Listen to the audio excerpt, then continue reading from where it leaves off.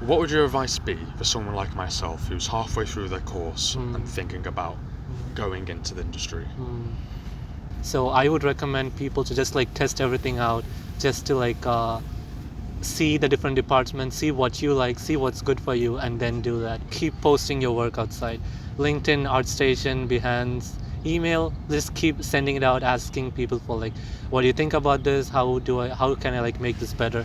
Because the whole visual effects industry, it's about you asking for feedback, you making progress on your work. So it's always good to just like ask them like what they think, what you can do better. So, what's it like in crunch time? Ooh, crunch time. Should probably say the good stuff. I don't want to scare you guys off. That is a major portion of visual effects. So it's something which you can't avoid, to be honest. It's something which happens.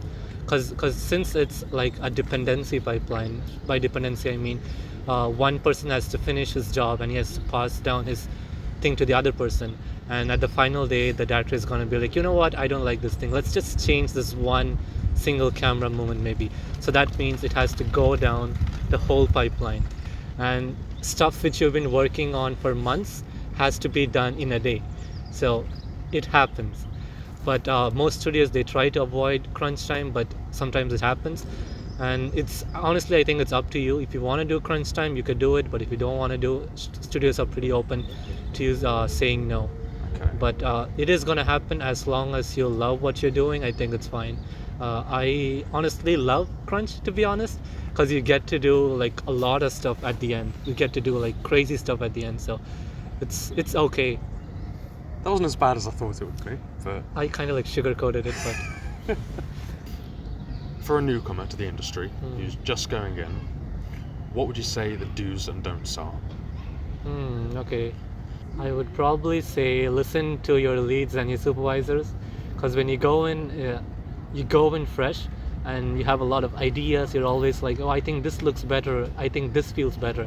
But like I said before, it's not your vision of the movie, it's someone else's.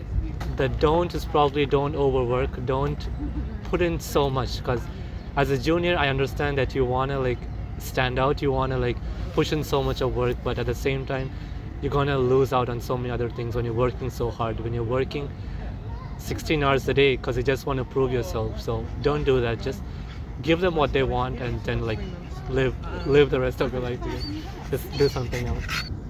Where do you see technology moving in the future in terms of software and hardware, especially given the COVID pandemic and working online? How do you see that progressing? Visual effects was always meant to be in a studio. Like no one would actually work from home, mainly because of like you can't tell anyone about this thing.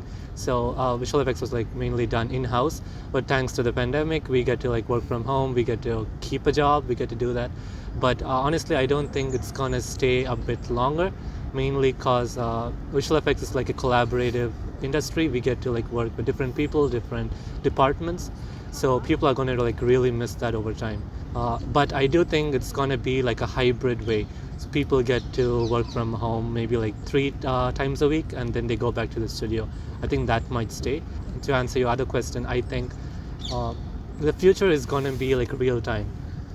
Because I spend almost 60% of my time caching. If I'm caching, I'm like eating, I'm like planning my caching schedule so that I can like make that time like productive and stuff.